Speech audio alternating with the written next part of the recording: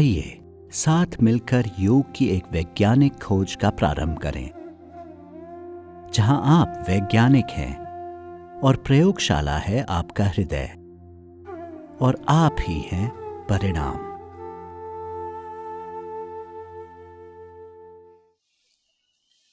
सभी ईश्वर प्रेमीजनों को प्रणाम, हार्दिक नमस्ते। आज हम फिर से संस्कार के बारे में बात करेंगे। हमारे शरीर या हमारे सिस्टम में जो जटिलता और अशुद्धियां हैं उसको कैसे हटाएं। हमें इच्छा होती है कि हमारा जीवन सिंपल या प्योर हो, वो कैसे बनाएं। चाहे आप काम कर रहे हो या नहीं, जब आप कहीं से भी गुजर रहे हो, यहाँ तक कि बाजार में चलते समय, एक मंदिर में जाते हुए, या आप किसी बगीचे से गुजर रहे हो, या आप किसी मॉल में जाते हो, या आप किसी मृतक के परिवार से मिलने या अस्पताल में जाते हैं, मेरा मतलब है कि इन सभी जगहों पर आपके पास करने के लिए कुछ भी न हो, फिर भी आप चाहें या न चाहें, उस जगह के वातावरण के अनुसार आपका मन प्रभावित हो जाता है। जाने अनजाने में हम एक स्पॉन्ज की तरह वातावरण के प्रभावों, विचारों के प्रदूषण, दूसरों के एहसास, दूसरों की भावनाओं को अपने भीतर लेते जाते हैं। हम अनजाने में उन बातों को अपने मन में जगह दे देते हैं, तो फिर उन चीज़ों की कल्पना करें जो सीधे तौर पर हमारे भाग लेने से पैदा होती है। मान लें कि किसी के साथ आपकी तकरार हो गई और उसके कारण आपके दिल और दिमाग पर उसकी छापें पड़ जाती है। यदि दिन ब दिन उन्हीं लोगों के साथ वैसी ही बातें होती है, तब आप कहते हैं कि अरे नहीं, कुछ तो ठीक नहीं है। मैं एक तरह से अशुद्धियों जैसे भार से बोझिल महसूस कर रहा हूँ, यानी संस्कार जो अच्छे भी होते हैं और बुरे भी। योग के अनुसार सभी प्रकार के संस्कार, चाहे वो अच्छे हो या नहीं, चाहे वो बुरे भी क्यों न हो, वे संस्कार भविष्य के लिए बीज रूप होते हैं। कहा जाता है न कि आपका बंधन सोने की लकीरों से हो या लोहे की लकीरों से हो, बंधन तो आकर में बंधन ही है। जब हमारे संस्कार, या यूँ कहिए कि हमारे संस्कारों का बंधन अच्छा होता है, तब हम अच्छे भविष्य का आनंद लेते हैं। लेकिन जब हमारे संस्कारों का बंधन बुरा होता है, तब हमारा भविष्य बुरा होता है। बहुत सिंपल है ये। जब हमारे पास अच्छे और बुरे दोनों के संस्कार होते हैं, तब उसकी अनुरूप भविष्य में हमारा जीवन विकसित होता है। हालांकि योग का अलग नजरिया है। योग कहता है, मैं अब कोई भावी जीवन नहीं चाहता, मोक्ष चाहता हूं। मैं बार बार पैदा नहीं होना चाहता। ये संस्कार ही जो है हमें वापस नीचे ले आते हैं। इसीलिए चाहे वे अच्छे हों या बुरे, वे अंतिम उद्देश्य को पूरा नहीं करते हैं। अतः अतीत के संस्कारों के बोझ से कैसे छुटकारा पाए और अभी हम नए संस्कार कैसे न बनाएं, क्या ये मुमकिन है? हम पहले से ही उन पहलुओं की बारीकियों को देख चुके हैं, लेकिन जब हमारे कर्मों और अकर्मों के कारण संस्कारों को बार बार दोहराया जाता है, वे वृत्तियों का रूप ले लेते हैं। योग में वृत्ति एक महत्वपूर्ण कारक है। जब हम ऋषि पतंजलि के अनुसार योग को समझते हैं, तो ऋषि पतंजलि का कहना है कि योग का अर्थ है चित्त वृत्ति निरोधा। अपने चित्त, अपनी चेतना को इन सभी वृत्तियों से मुक्त करना ही योग का उद्देश्य और उसके साधन भी है। अब ध्यान में और खासकर इस हार्टफुलनेस की सफाई के जरिए जिस हद तक हर संस्कारों के न होने को बर्दाश्त कर सकता है, उस हद तक धीरे धीरे हम उस प्रक्रिया से गुजरते हैं जब तक कि हमारा दिल संतुष्ट नहीं हो पाता।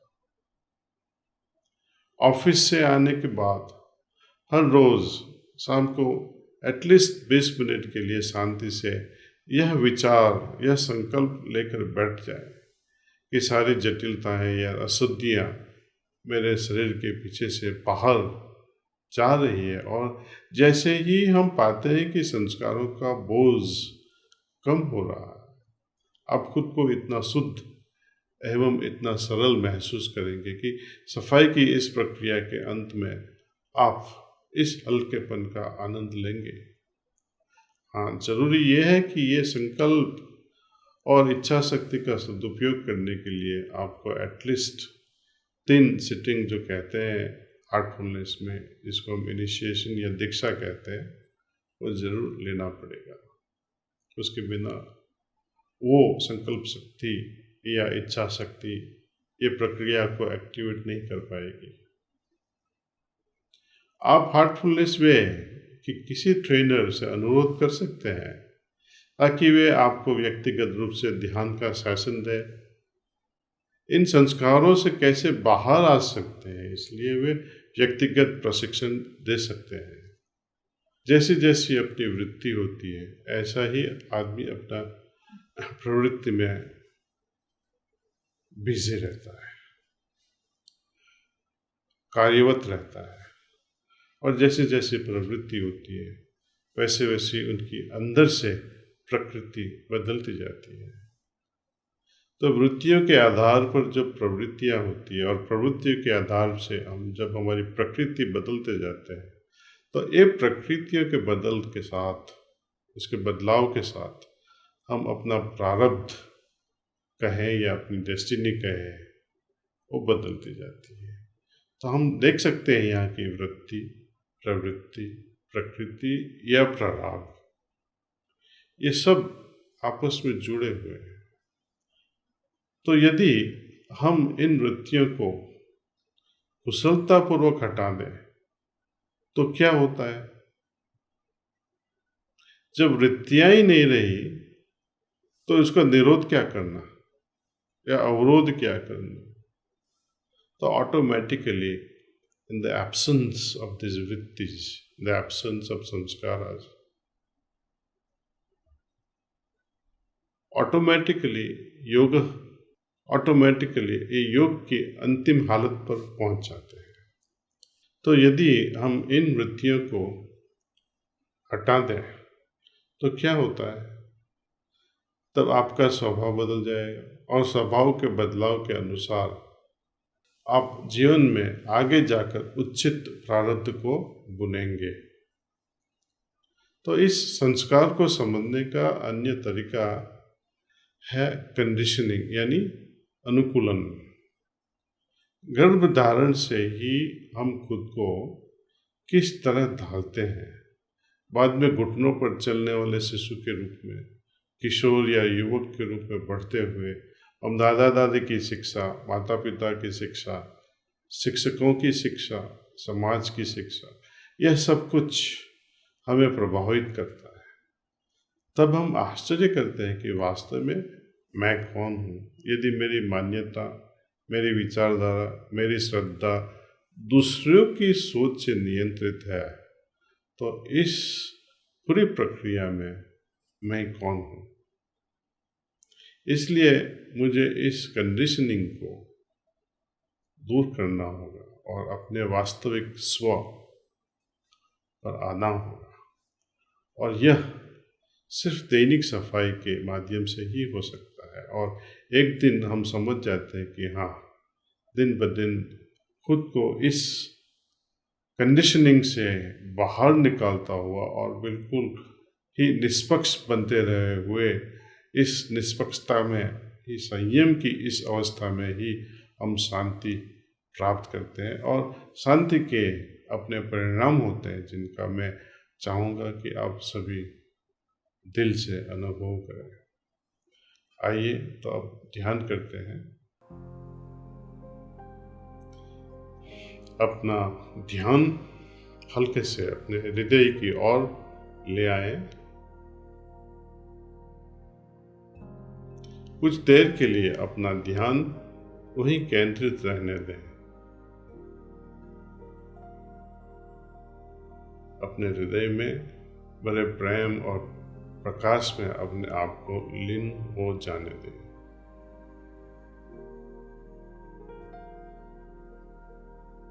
कृपया ध्यान शुरू करें।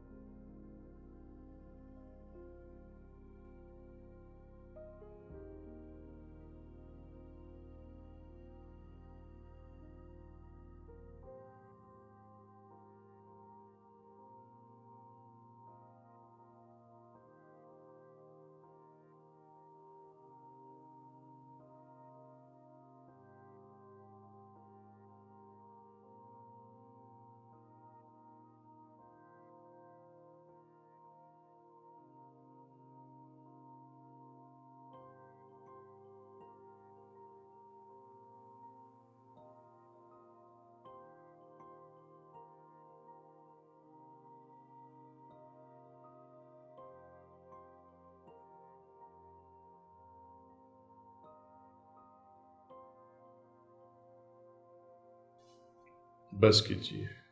That's all.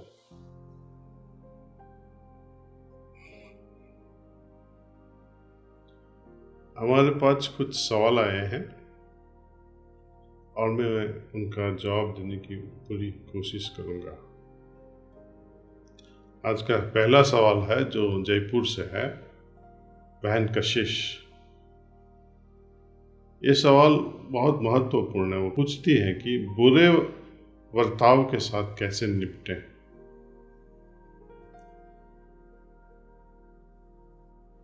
अपने या दूसरों के? खैर, ये क्वेश्चन लगता है दूसरों के बुरे बर्ताव के, सो मैं वही फोकस करूंगा।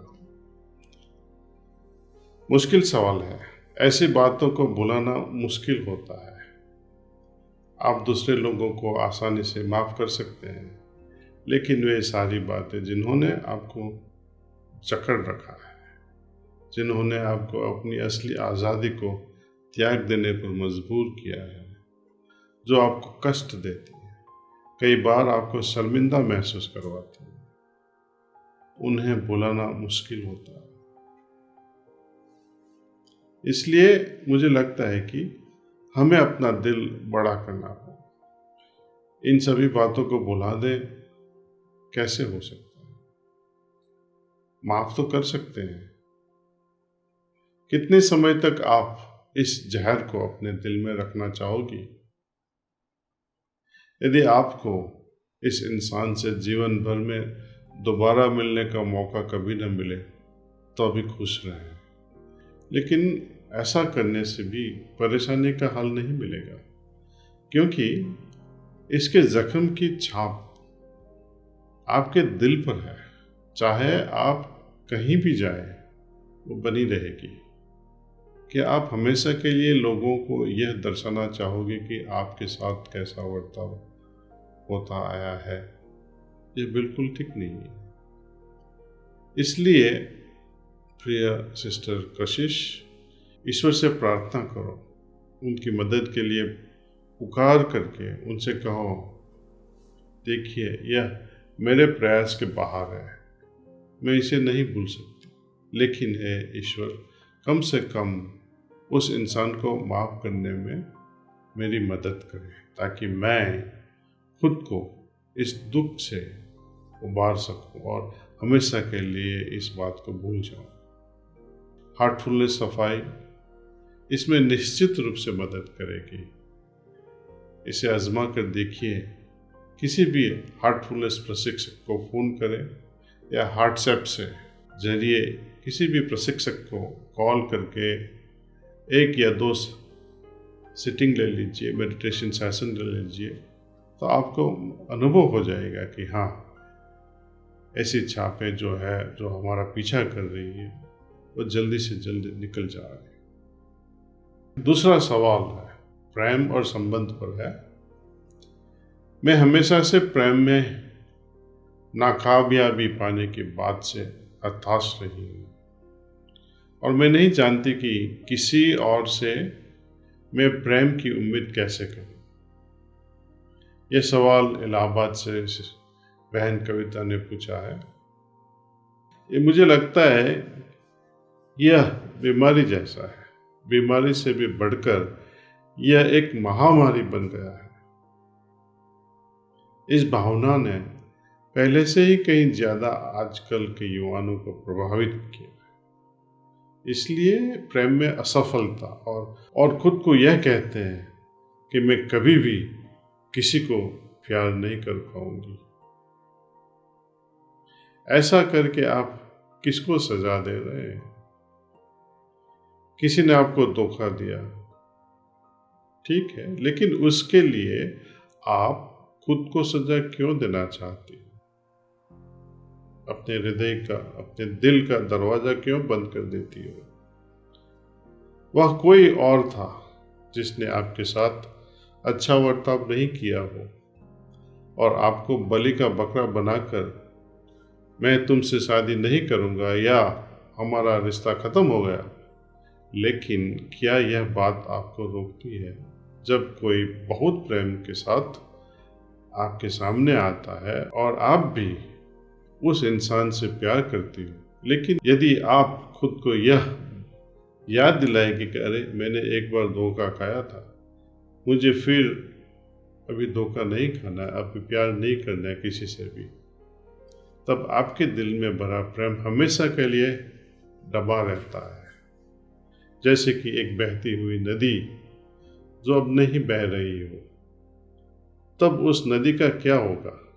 उसका प्रवाह रुक जाएगा, पानी से बदबू आने लगेगी, आपके दिल से प्रेम का आवेग उमड़ना बंद हो जाएगा और एक तरह से आप सदा के लिए खुद को सजा देते रहेंगे।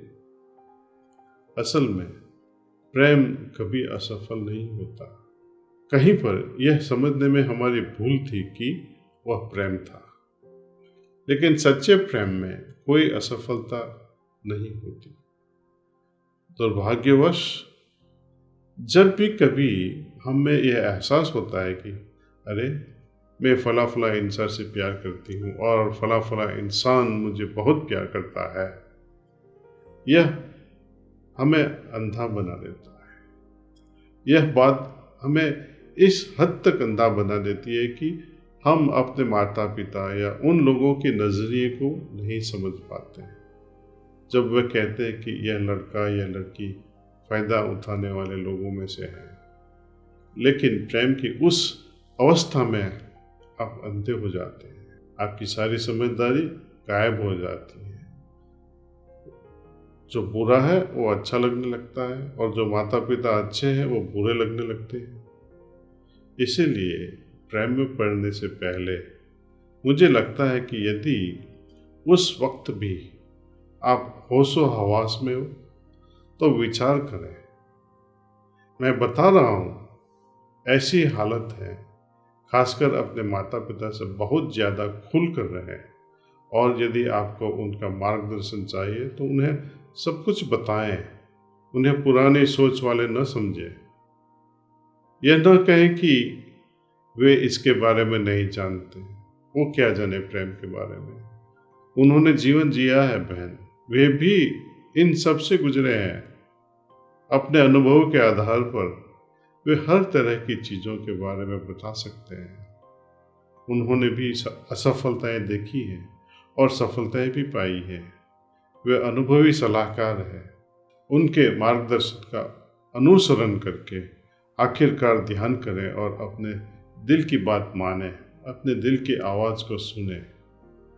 अपने माता पिता, मित्रों, खुद से चर्चा करने के बाद अपने दिल को आपका मार्गदर्शक करें और आखिरकार फैसला लें।